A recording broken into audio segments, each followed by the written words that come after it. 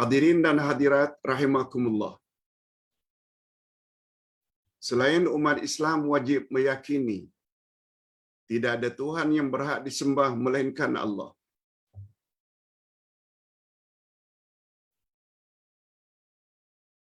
Mereka juga wajib mengikuti keyakinan tersebut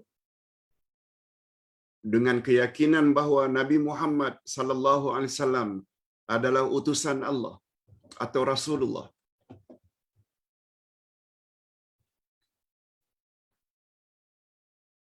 Saya ulang sekali lagi.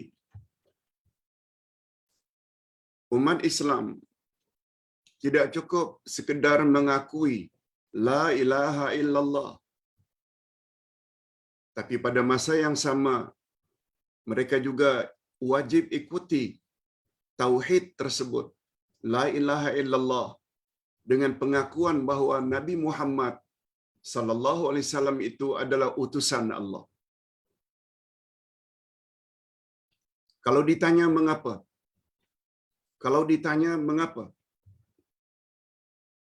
Karena rukun Islam yang pertama adalah 2 kalimah syahadat. Bukan 1 kalimah syahadat. Bukan sekedar asyhadu an la ilaha illallah. Kalau sekedar meyakini Allah sebagai Tuhannya, tapi dia tidak iktiraf, tidak akui Muhammad Rasulullah, dia masih lagi sebagai orang kafir.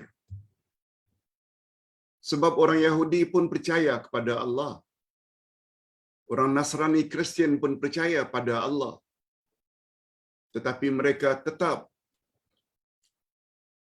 dikatakan sebagai kafir atau non-Muslim karena mereka tidak iktiraf Muhammad Rasulullah.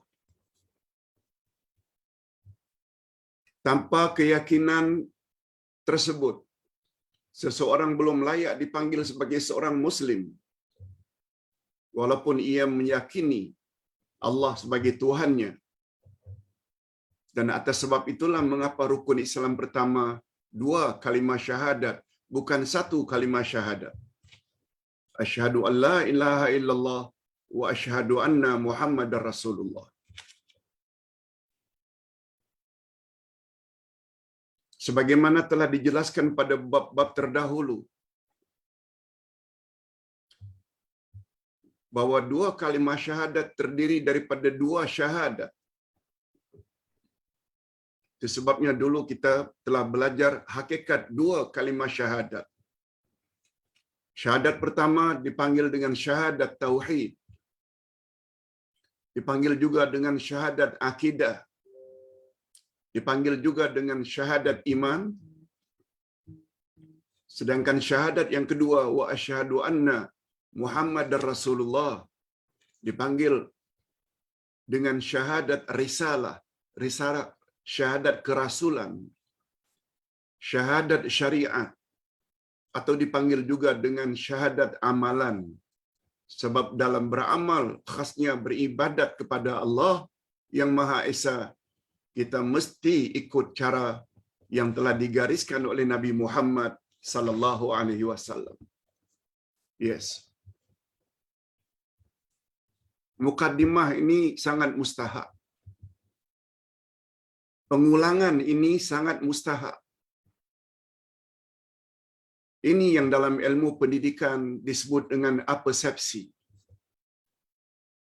Apersepsi iaitu menyebut pelajaran yang lalu sebelum masuk pelajaran yang baru. Ustaz ulang, menyebut pelajaran yang telah lalu dihubung kaitkan dengan pelajaran yang baru, ini yang dipanggil dengan apersepsi dalam ilmu pendidikan.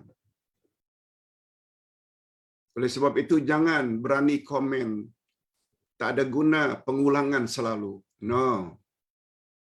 Itu orang yang tidak tahu dalam dunia pendidikan. Lebih-lebih lagi dunia dakwah. Pengulangan sangat perlu. Apalagi yang mendengar ini dari golongan walansia, warga lanjut usia.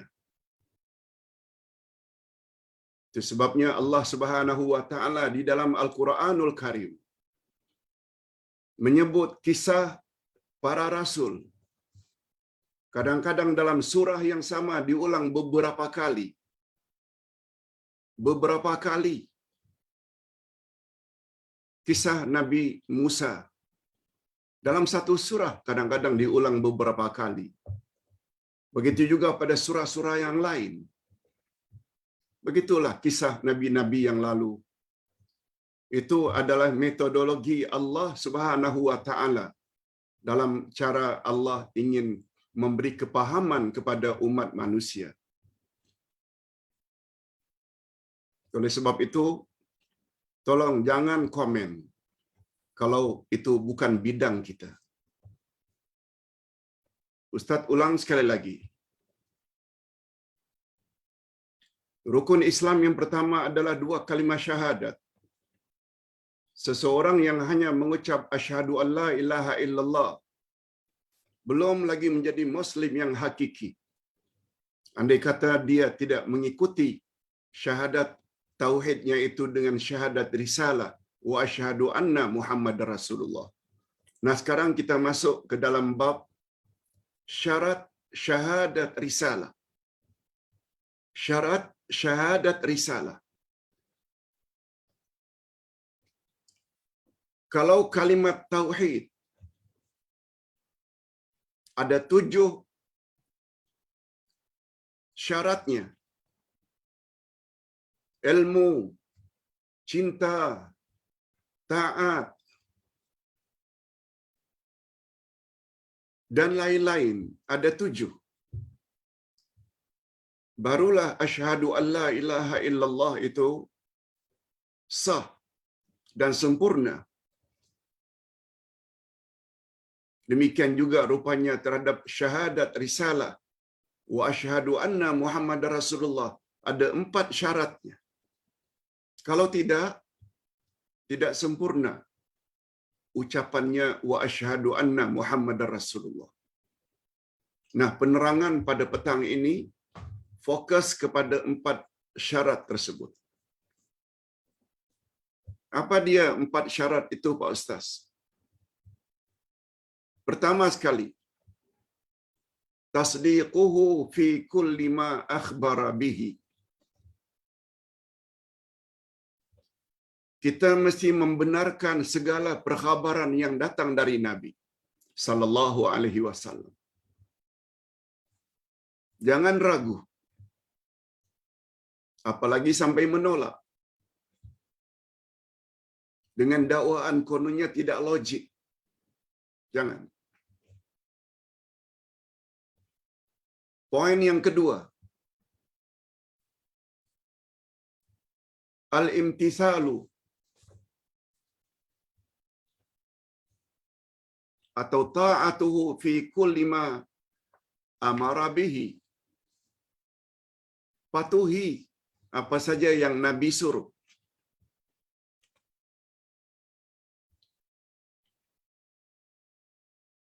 Membenarkan saja tak cukup.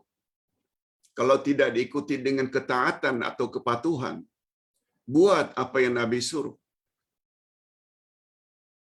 Syarat yang ketiga, Muhammadur Rasulullah wal ijtinabu ma naha anhu wa zajar. Kita mesti jauhi apa saja yang baginda larang. Hanya buat apa yang Nabi suruh. Tapi apa yang dilarang oleh Nabi juga dibuat. Rosak syahadat risalahnya. Dan 3. Yang keempat, Allah ta'budallaha illa bima syara'. Syarat yang keempat, wa asyhadu anna Muhammadar Rasulullah. Anda jangan beribadat kepada Allah kecuali mengikuti apa yang telah disyariatkan oleh Nabi Muhammad sallallahu alaihi wasallam. Jangan beribadat pada Allah kecuali dengan apa yang disyariatkan oleh baginda. Di situ nanti kita akan nampak Betapa bahayanya orang-orang yang beribadat ikut cara sendiri. Tambah sana, tambah sini.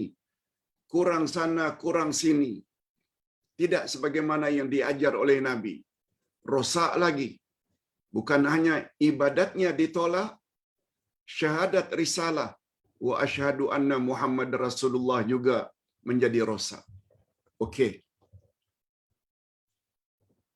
Itu baru secara global, ijmali. Garis besarnya saja. Nah, sekarang kita ingin buat pendetilan. Sebab kelas kita selama 1 jam ini, 5:30 hingga 6:30, fokus kepada 4 perkara ini. Perkara ini sangat mustahak. Tidak kurang pentingnya mustahak mengetahui syarat-syarat kalimat tauhid la ilaha illallah.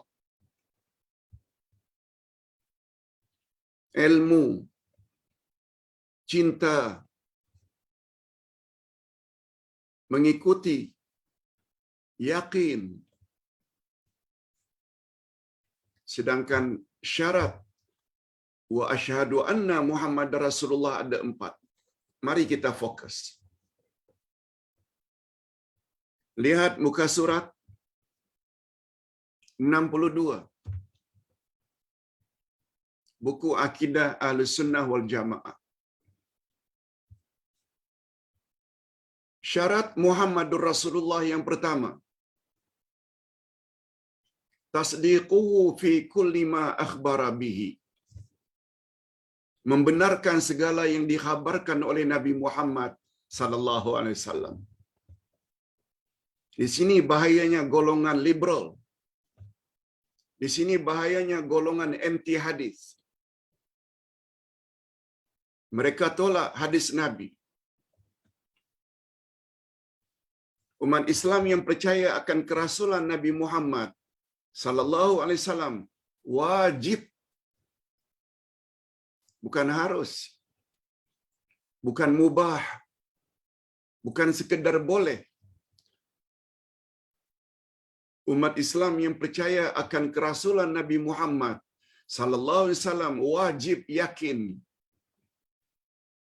dan membenarkan segala perkhabaran atau berita yang beliau sampaikan, walaupun berita itu perkhabaran yang sahih itu sampai ke peringkat tidak logik menurut akal.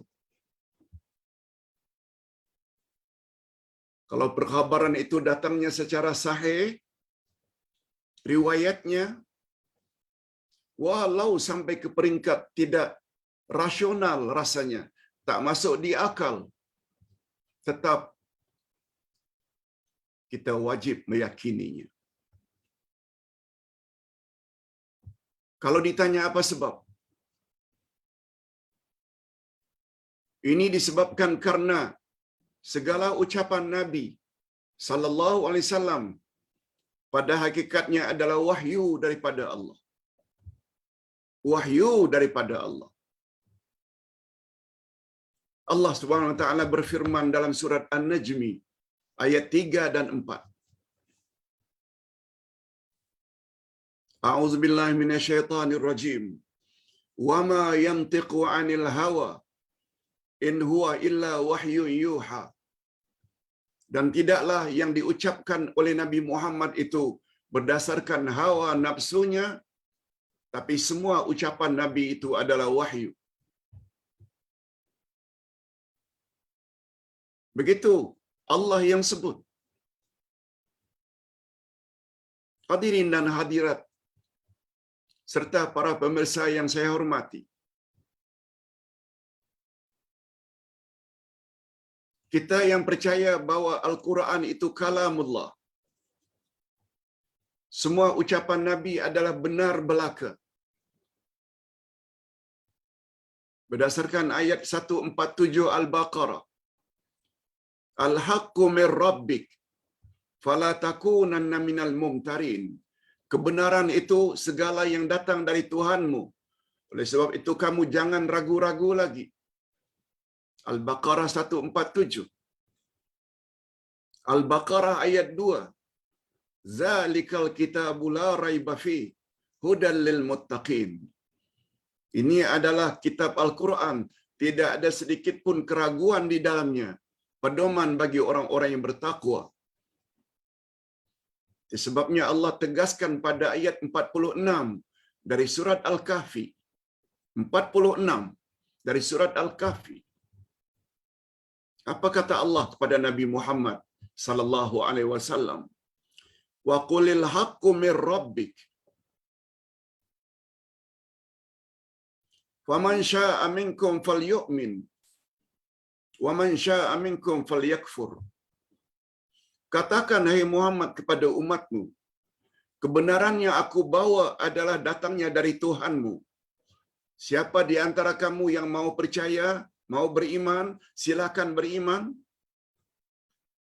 Dan siapa di antara kamu yang ingin memilih kafir, ingkar, menolak, silakan tolak.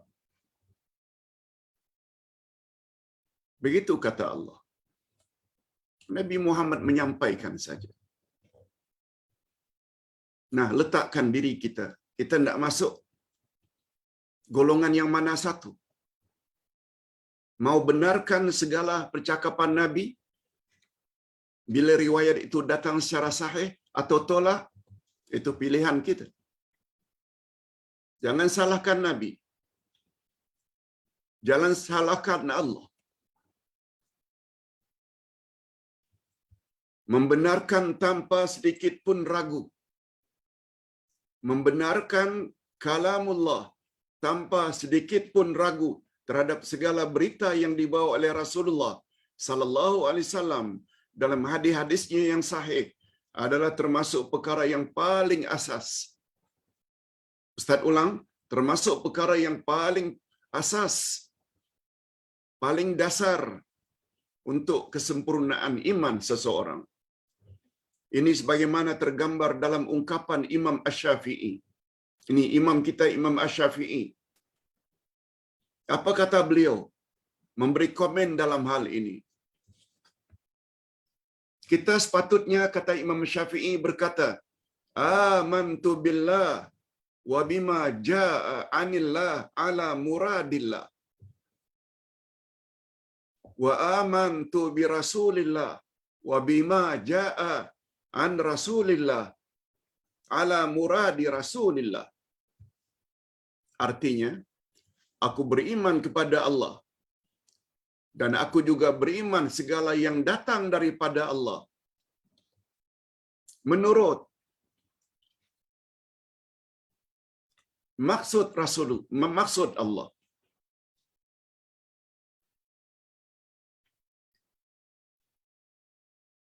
Aku beriman kepada Rasulullah dan aku juga beriman segala yang datang dari Rasulullah menurut maksud Rasulullah.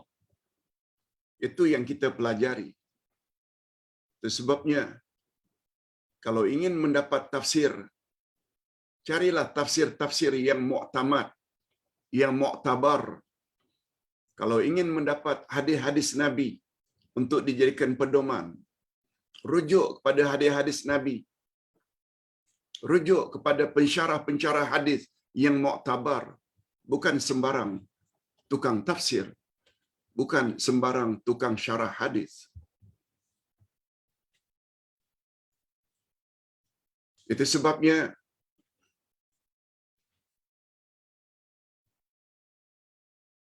salah seorang mufti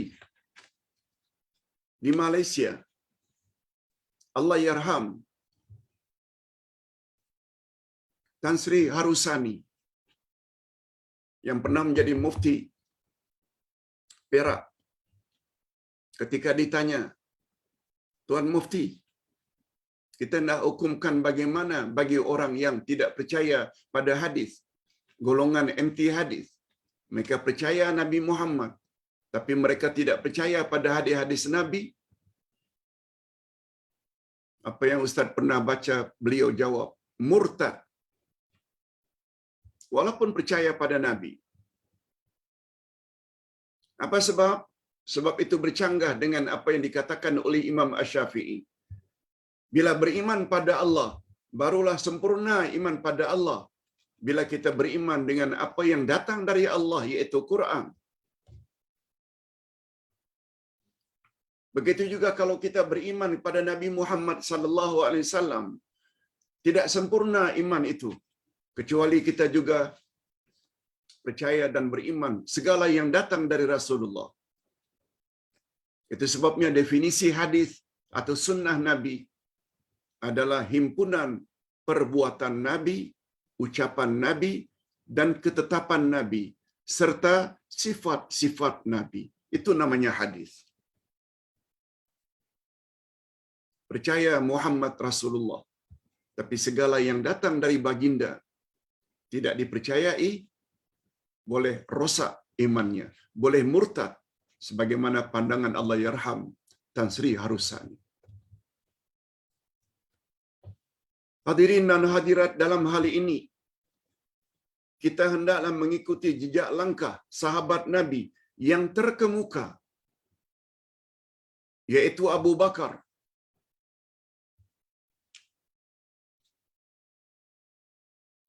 Abu Bakar bukan saja orang Islam atau orang dewasa yang pertama memeluk Islam. Abu Bakar juga diangkat sebagai pengganti Rasulullah, yaitu khalifah pertama setelah kewafatan baginda. Abu Bakar jugalah yang berani menemani baginda Rasul sallallahu alaihi wasallam ketika berhijrah dari Mekah ke Madinah.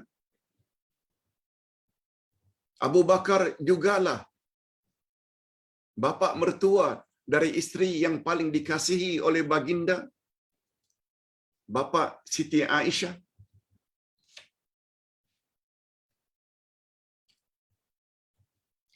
Abu Bakarlah orang yang disenaraikan 10 orang yang garanti masuk syurga nomor 1.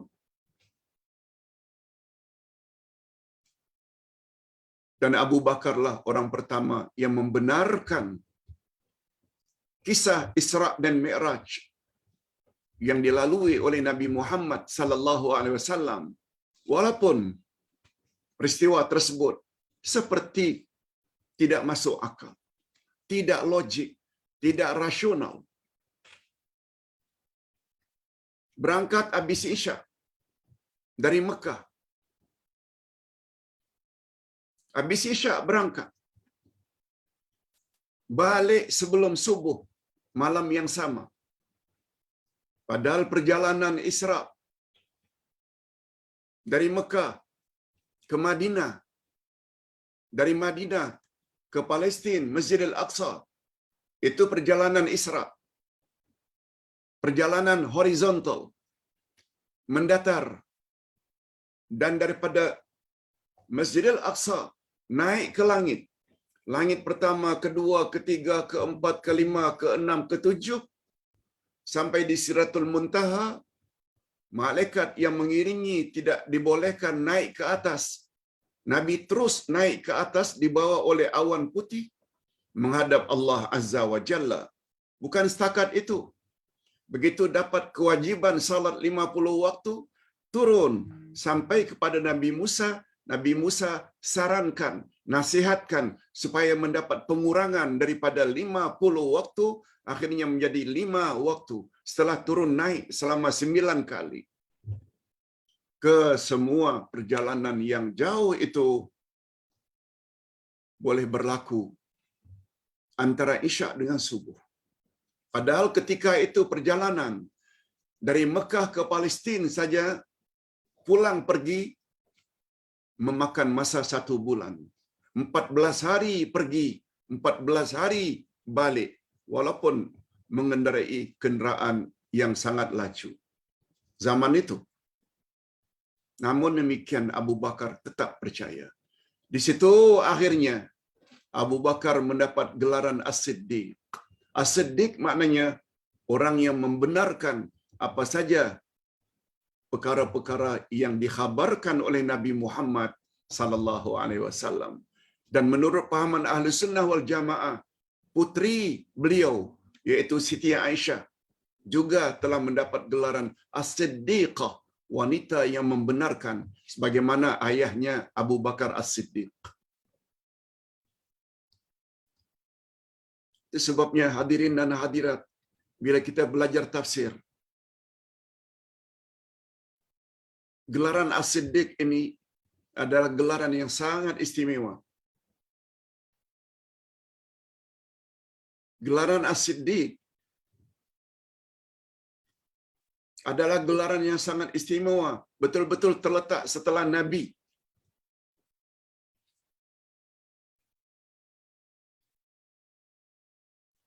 Itu sebabnya kata ulama tafsir, permintaan kita ihdina siratal mustaqim ditafsirkan oleh Allah pada ayat berikutnya, siratal ladzina an'amta alaihim. Tunjuki kami jalan yang lurus, yaitu jalan orang-orang yang telah Engkau beri mereka nikmat. Kita kabur lagi.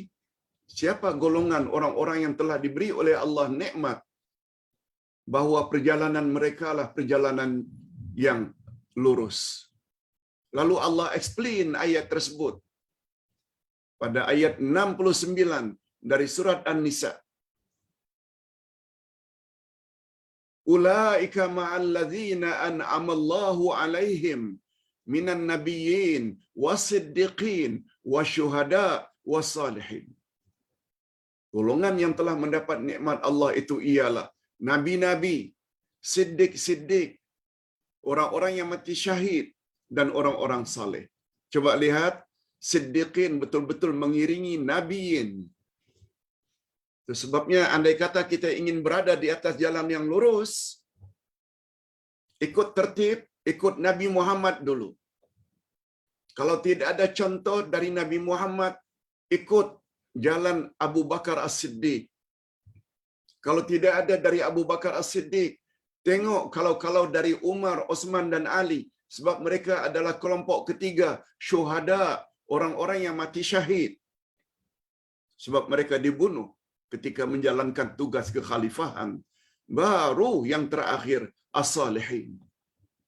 Tidak membuktikan bahwa siddiq itu bukan gelaran yang sembarangan. Baik, kita teruskan. Dan penghormatan yang sama juga pernah diberikan kepada Sayyidatina Aisyah radhiyallahu anha, yaitu anak Abu Bakar yang mendapat gelaran As-Siddiqah. Yes.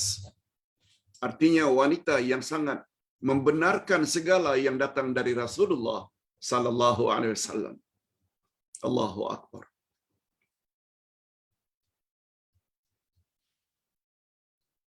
Mari kita berusaha untuk menjadi atau mengikuti jejak langkah Abu Bakar As-Siddiq. Walaupun derajat yang kita perolehi barangkali jauh daripada derajat Abu Bakar As-Siddiq, namun demikian sikap tersebut perlu ditiru. Walaupun kita tahu derajat siddiq kita itu tak sebagaimana hebatnya siddiqnya Abu Bakar. Hadirin dan hadirat rahimakumullah. Nabi Muhammad sallallahu alaihi wasallam betul manusia biasa. Tapi beliau ada kelebihan yang tidak ada pada manusia lain. Dari kalangan umatnya tidak ada yang boleh menyamai Nabi Muhammad sallallahu alaihi wasallam. Itu sebabnya Allah Subhanahu wa taala sebut pada ayat yang terakhir dari surat Al-Kahfi.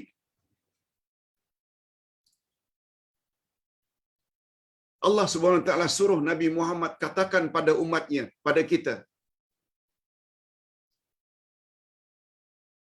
Barangkali kita tadi ada baca surah Al-Kahfi sempena hari Jumaat. Memang digalakkan sangat oleh Nabi Muhammad sallallahu alaihi wasallam. Apa firman Allah pada ayat yang terakhir? Qul innama ana basyarum mislukum yuha ilayya annama ilahukum ilahu wahid. Katakan, hai Muhammad, kepada umatmu, aku adalah manusia biasa seperti kamu. Ana basyarum mislukum. Bashar itu maknanya insan. Aku adalah insan mislukum, semisal kamu. Nabi makan macam kita makan. Kita kawin, Nabi juga kawin. Kita sakit, Nabi juga sakit. Nabi, kita lapar, Nabi juga lapar. Kita ngantuk, Nabi juga ngantuk. Kita tidur, Nabi juga tidur.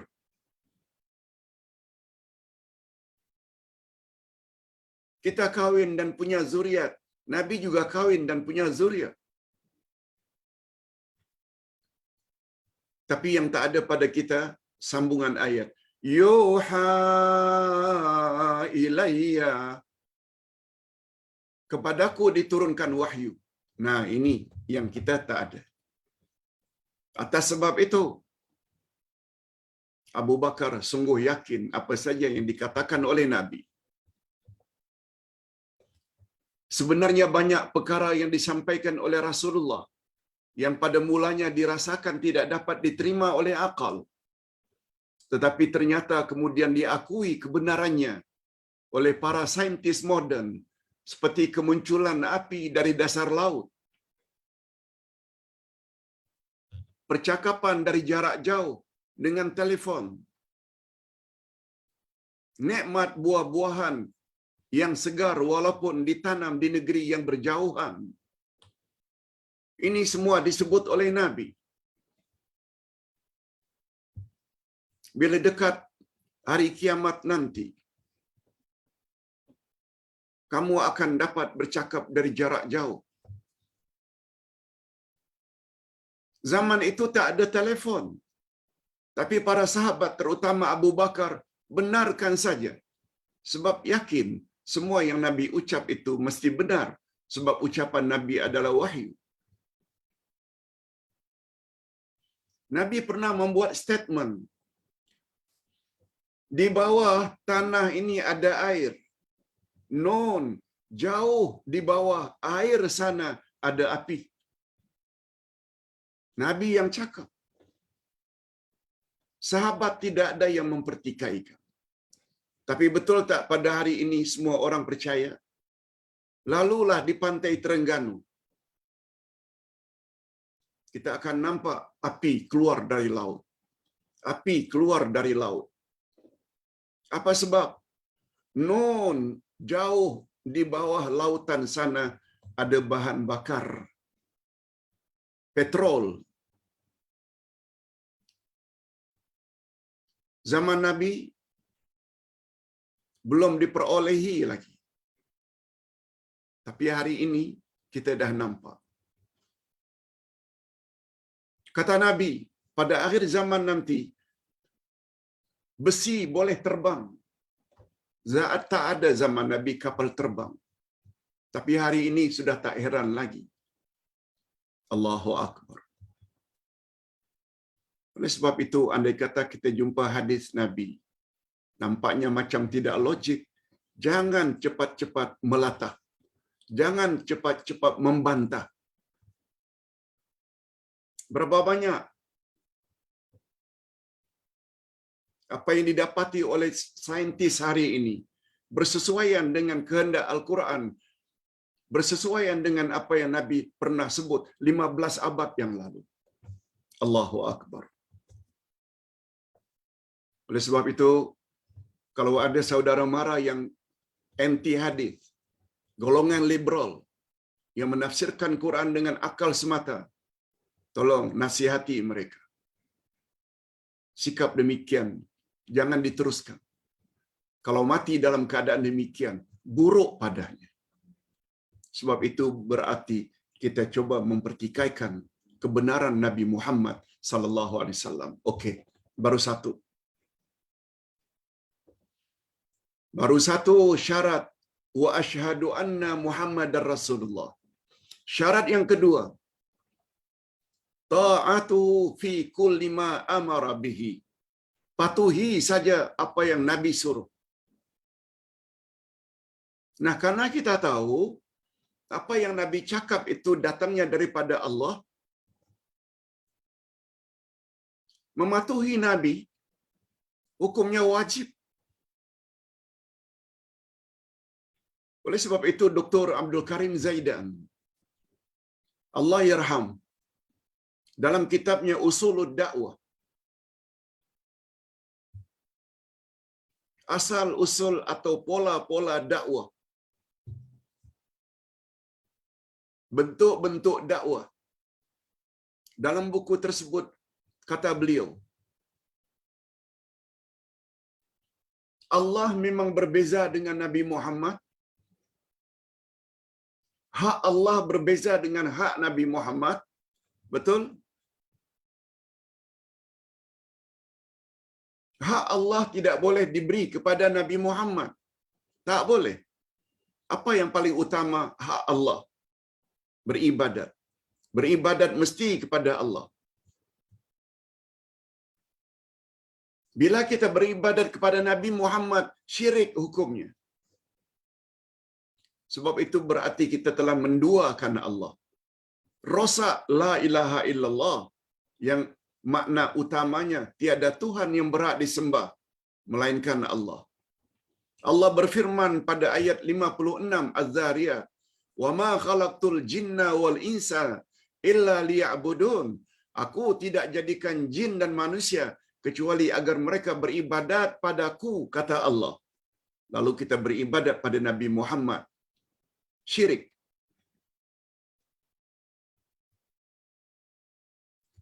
Karena doa memohon perlindungan dari malapetaka, isti'adzah,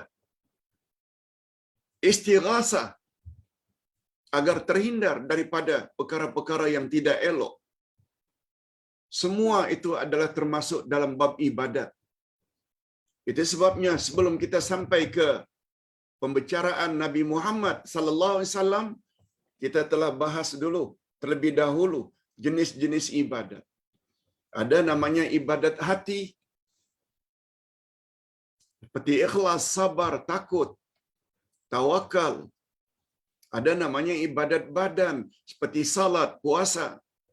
Ada namanya ibadatul lisan, ibadat lidah, isti'azah, mohon perlindungan, istighasah, doa, zikir. Semua itu adalah doa. Semua itu adalah ibadat. Dan ibadat mesti kepada Allah. Tak boleh. Jangankan kepada wali-wali. Kepada Nabi pun tak boleh. Itu hak Allah. Itu sebabnya Nabi Muhammad sallallahu alaihi wasallam pernah tanya kepada seorang sahabat yang bernama Muaz bin Jabal, "Ya Muaz, atadri ma haqqullahi 'alal ibad?" Tahukah kamu apa hak Allah terhadap hamba? Muaz jawab terus terang, "Hanya Allah dan Rasulullah yang lebih tahu." Lalu kata Nabi, "Anta abudallaha wa la tusyrik bihi syai'a." Hak Allah, kamu mesti beribadat hanya pada Allah. Jangan sekutukan dia dengan apapun juga. Pertanyaan Nabi selanjutnya, "Wa ma haqqul ibadi 'ala Allah?" Apa pula hak hamba terhadap Allah? Lagi-lagi Muaz bin Jabal jawab, "Allah dan Rasulullah yang lebih tahu." Lalu Nabi jelaskan, adapun hak hamba terhadap Allah, apabila dia beribadat hanya pada Allah, tidak berbuat syirik, untuknya syurga. Itu hak hamba. Jadi ringkasnya, ibadat hak Allah, bukan hak Nabi. Begitu juga sifat-sifat kesempurnaan, semuanya itu milik Allah, bukan milik Nabi. Nabi Muhammad sallallahu alaihi wasallam tidak boleh dikatakan zat yang sempurna. Tak. Nabi Muhammad hanya layak dikatakan insan yang sempurna. Betul. Tapi zat tak boleh. Sebab baginda perlu kepada ibu bapa, datuk moyang untuk zahir di atas muka bumi. Baginda juga sakit. Baginda juga makan. Baginda juga wafat. Namun demikian, kata Dr. Abdul Karim Zaidan, dalam satu hak saja, antara hak Allah dengan hak Rasul adalah sama. Hak apakah itu? Kata beliau, haqqut ta'ah, hak ketaatan.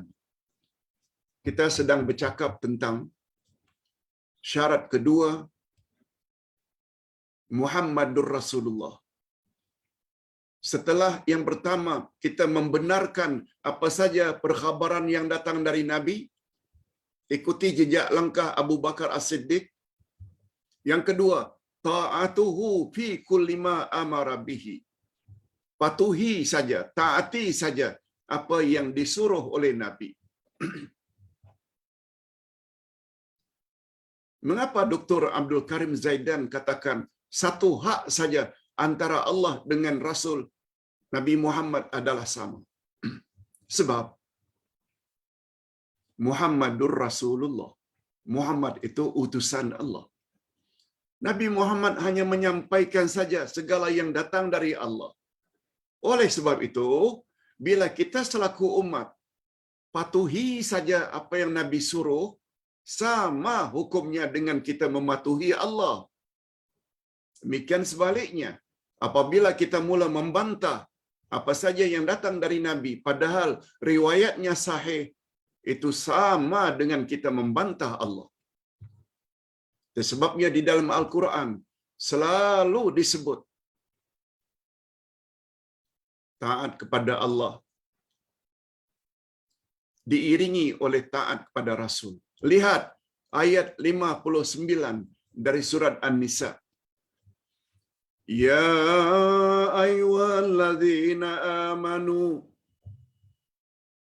hey orang-orang yang beriman, atii'ullah, taatlah Allah, wa atii'ur rasul, dan taatlah Rasul,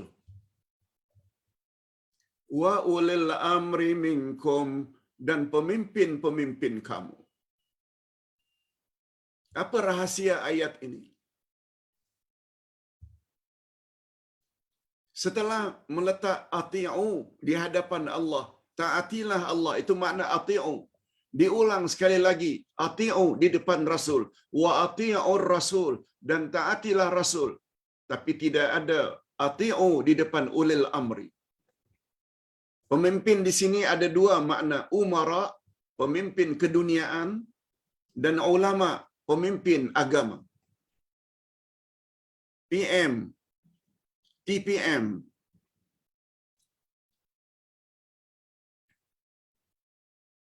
Itu umara.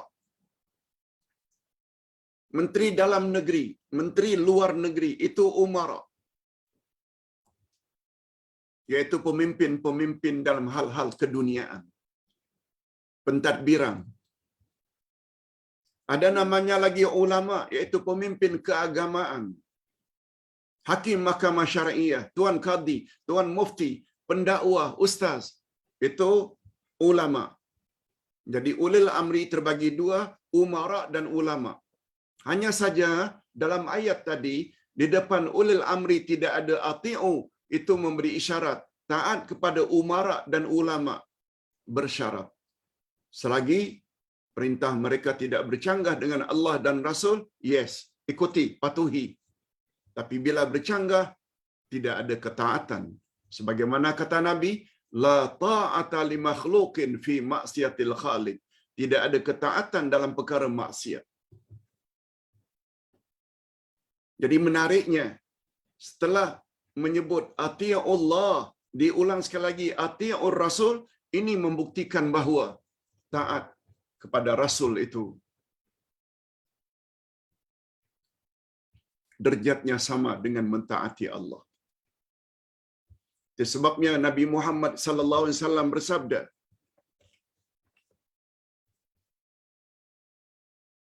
Man ata'ani faqad ata' Allah wa man asani faqad asallah. Siapa taat padaku bermakna dia taat pada Allah. Siapa yang ingkar pada aku bermakna ia ingkar pada Allah.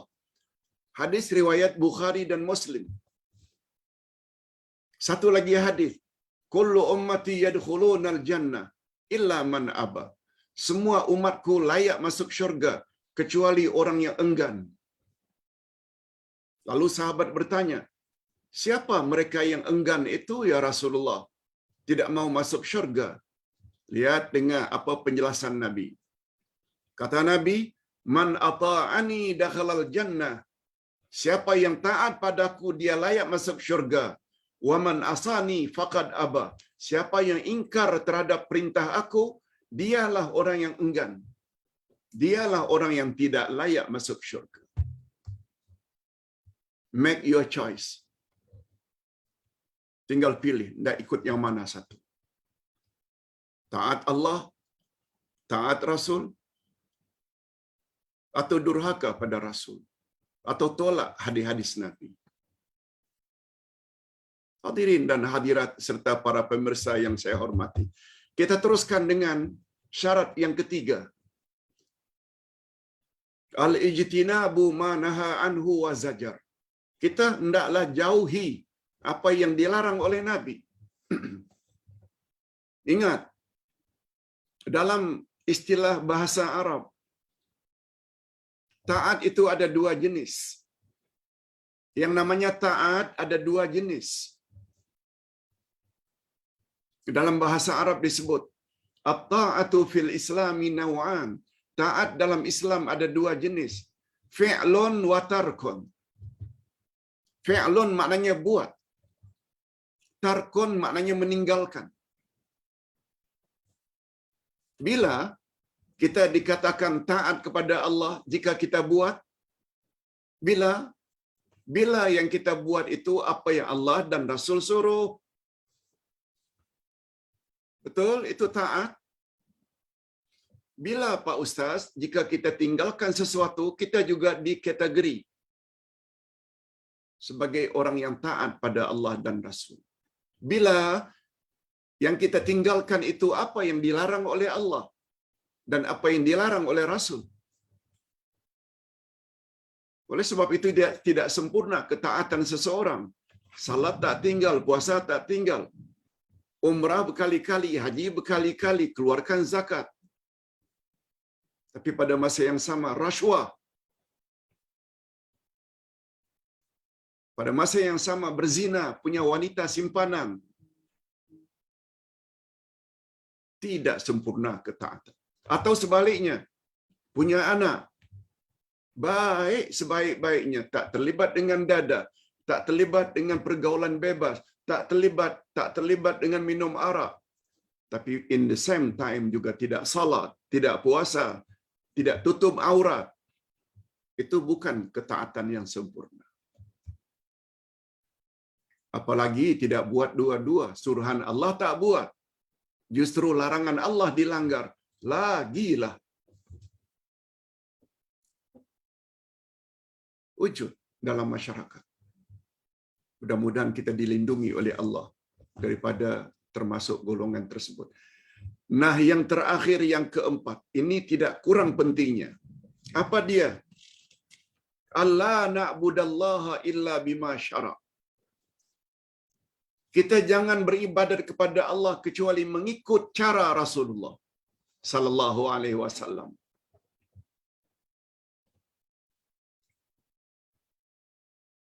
Hadirin dan hadirat sebagaimana kita sama-sama maklum, syarat amal diterima ada 3. Syarat sesuatu amalan itu mendapat ganjaran di akhirat, pahala dan syurga, ada 3. Pertama, pelakunya mesti beragama Islam. Sebab agama yang Allah reda hanya agama Islam. Lihat ayat 19 surat Az-Zumar. Surat Ali Imran. Inna ad-dina indallahil Islam. Sesungguhnya agama yang Allah reda hanya agama Islam. Lihat lagi surah yang sama Ali Imran, ayat yang ke-85. wa may yabtaghi ghairal islami dina falan yuqbala minhu wa huwa fil akhirati minal khasirin. Siapa mencari agama untuk dianutnya bukan agama Islam, Allah tak akan terima agamanya itu, dan di akhirat dia pasti termasuk orang-orang yang rugi. Islam. Tapi bukan semua amalan orang Islam diterima oleh Allah langsung layak mendapat ganjaran. No. Syarat yang kedua, ikhlas lillah, tauhid. Tak boleh buat syirik, walaupun syirik kecil. Seperti riya. Beribadat tidak karena Allah, tapi minta dipuji. Ditolak karena tidak ikhlas. Nah, yang ketiga, ini yang banyak dari kalangan umat Islam yang terlepas pandang. Apa dia? Ittiba'ur Rasul. Beribadat ikut cara Rasul. Ini dia syarat keempat Muhammad Rasulullah. Alla na'budallaha illa bima syara'. Kita jangan hendaknya beribadat kepada Allah kecuali sebagaimana yang telah digariskan oleh Rasul. Itu sebabnya terdapat banyak hadis. Sallu kama ra'aitumuni usalli. Salatlah kamu sebagaimana kamu tengok cara aku salat. Memang kita tak boleh tengok, Rasul telah wafat 15 abad yang lalu. Tapi sungguh banyak hadis-hadis Nabi yang menyebut bagaimana cara takbiratul ihram, bagaimana cara qiyam, bagaimana cara rukuk, bagaimana cara i'tidal, bagaimana cara sujud, apa yang patut dibaca ketika takbir, apa yang patut dibaca ketika qiyam, apa yang patut dibaca ketika rukuk, sujud dan duduk, dan bagaimana mengakhiri salat, yaitu dengan salam. Semua keterangan itu ada lengkap di dalam hadis-hadis Nabi. Itu sebabnya kita perlu belajar.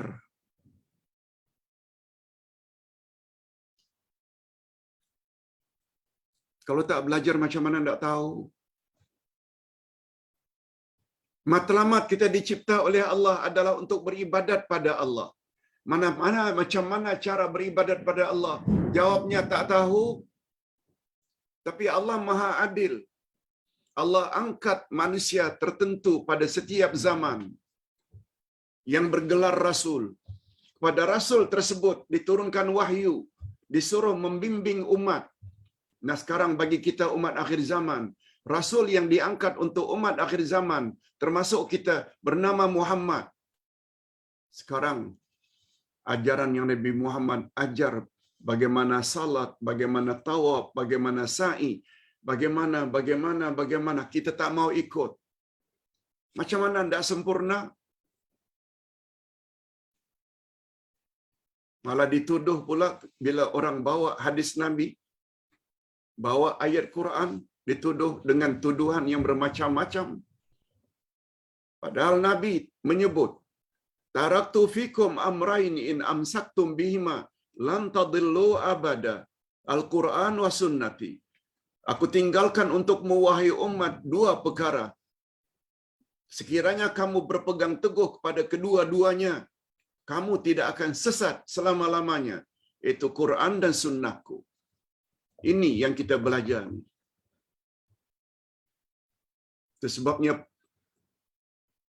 pelajaran akidah ini sangat mustahak.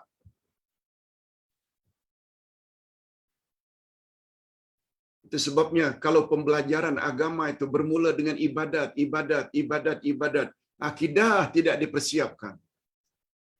Asyhadu an la ilaha illallah tidak diketahui.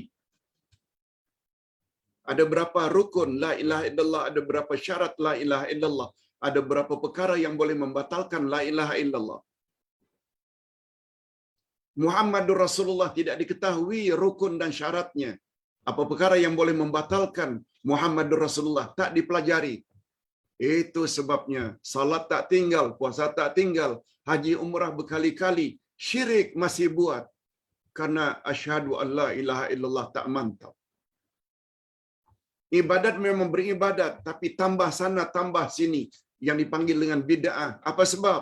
Karena Muhammadur Rasulullah tidak diketahui syarat-syaratnya. Satu di antara syarat Muhammad Rasulullah, jangan beribadat kepada Allah kecuali ikut cara yang telah digariskan oleh Rasul. Itu baru bab salat. Bab haji, khuzu anni manasikakum. Ambil hanya daripadaku cara pelaksanaan ibadat hajimu.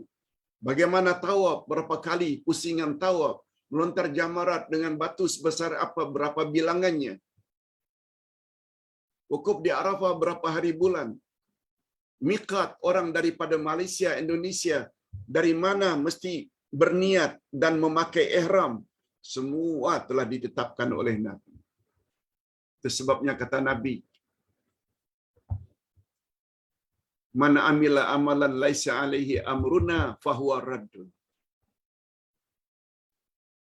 Kita akhiri ceramah petang ini dengan hadis Nabi,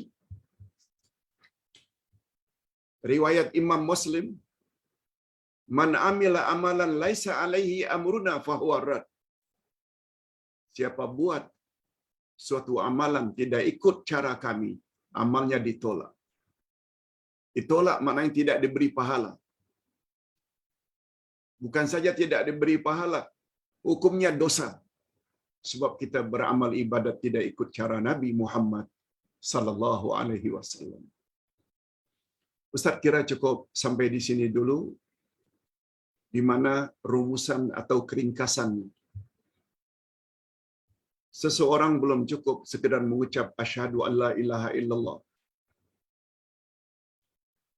Andai kata pada masa yang sama dia tidak sambung dengan wa asyhadu anna Muhammadar Rasulullah. Yang kedua, agar syahadat tauhid la ilaha illallah sempurna, dia ada rukun dan dia ada syarat. Demikian juga wa asyhadu anna Muhammadar Rasulullah, ada syarat, ada rukun. Kadang-kadang ulama menggunakan istilah rukunnya ada 4. Kadang-kadang ulama menggunakan syaratnya ada 4. Pokoknya barulah sempurna Muhammad Rasulullah. Pertama, benarkan apa saja yang Nabi khabarkan, walau tidak logik menurut akal biasa. Yang kedua, patuhi saja apa yang Nabi suruh buat. Yang ketiga, jauhi saja apa yang Nabi larang. Dan yang keempat, beribadatlah kepada Allah ikut cara Nabi Muhammad sallallahu alaihi wasallam. Sebab apabila Anda tidak beribadat ikut cara Nabi, ibadat Anda ditolak. Na'udzubillahi min dzalik. Malah kita akhiri, tinggal 1 minit lagi. Minta maaf ya, Ustaz dah sebutkan beberapa kali. Karena voice box Ustaz ini terganggu, doktor kata tidak ada obat kecuali kurangi bercakap. Ustaz hanya dapat bercakap setiap online hanya 1 jam saja. Kita akhiri dengan doa pada petang Jumaat yang berbahagia ini, apalagi in between asar to maghrib adalah di antara timing yang sangat makbul bila berdoa. Apalagi pada saat ini di tempat Ustaz ini, Kampung Malaysia Raya, Sungai Besi, sedang hujan lebat. Juga ada hadis Nabi. Di antara timing yang sangat makbul bila berdoa ialah ketika hujan sedang turun lebat. Bertepatan hari Jumaat, menjelang maghrib, setelah asar, hujan pula lebat, mari kita berdoa. Alhamdulillahirabbil alamin wassalatu wassalamu ala asyrafil anbiya'i wal mursalin wa ala alihi wa sahbihi ajma'in. Rabbana ighfir lana dzunubana wa liwalidina warhamhum kama rabbawna shighara. Ya Allah, ampunkanlah dosa kami dan dosa kedua ibu bapa kami. Dan cucurilah mereka rahmat-Mu ya Allah. sebagaimana mereka telah didik kami sejak dari kecil. Rabbana hab lana min azwajina wa dzurriyyatina qurrata a'yun waj'alna lil muttaqina imama. Ya Allah, berilah kami pasangan hidup dan zuriat keturunan yang menyedapkan pandangan mata dan hati kami. Dan jadikanlah kami pemimpin bagi orang-orang yang bertakwa. Ya Allah, ya Tuhan kami, pada petang yang penuh berkat ini, kami mantapkan lagi akidah kami dengan mempelajari syarat-syarat atau rukun-rukun Muhammad Rasulullah. Rupanya Muhammadur Rasulullah itu ada 4 syaratnya. Sebagaimana yang telah dijelaskan. Oleh sebab itu berilah kami kekuatan ya Allah, untuk membenarkan segala yang datang dari Nabi bila riwayatnya ternyata sahih. Walaupun berita tersebut menurut akal biasa tidak logik. Berilah kami kekuatan ya Allah untuk melaksanakan apa saja yang Nabi suruh sesuai dengan kemampuan kami. Dan berilah kami kekuatan ya Allah untuk menjauhi segala yang dilarang oleh Nabi. Dan yang terakhir, ya Allah, berilah kami kekuatan untuk melaksanakan ibadat kepadamu sesuai dengan cara yang telah digariskan oleh Nabi Muhammad sallallahu alaihi wasallam. Andai kata kami tidak dapat melaksanakan exactly sebagaimana amalan baginda, paling kurang dekatkanlah cara kami sebagaimana cara baginda Rasul sallallahu alaihi wasallam dan para sahabat, terutama Abu Bakar As-Siddiq. Allahumma khtim lana bi husnil khatimah wa la takhtim alaina bi su'il khatimah. Ya Allah, akhirilah hidup kami dalam keadaan yang baik, akhir dalam iman dan amal-amal saleh. Dan tolonglah lindungi kami daripada su'ul khatimah. Wa sallallahu ala nabiyyina Muhammad wa ala alihi wa sahbihi ajma'in. Subhana rabbika rabbil izzati amma yasifun. Wa salamun alal mursalin. Walhamdulillahi rabbil alamin. Subhanakallahumma wa bihamdik. Asyhadu an la ilaha illa anta. Astaghfiruka wa atubu ilaik. Assalamualaikum warahmatullahi wabarakatuh.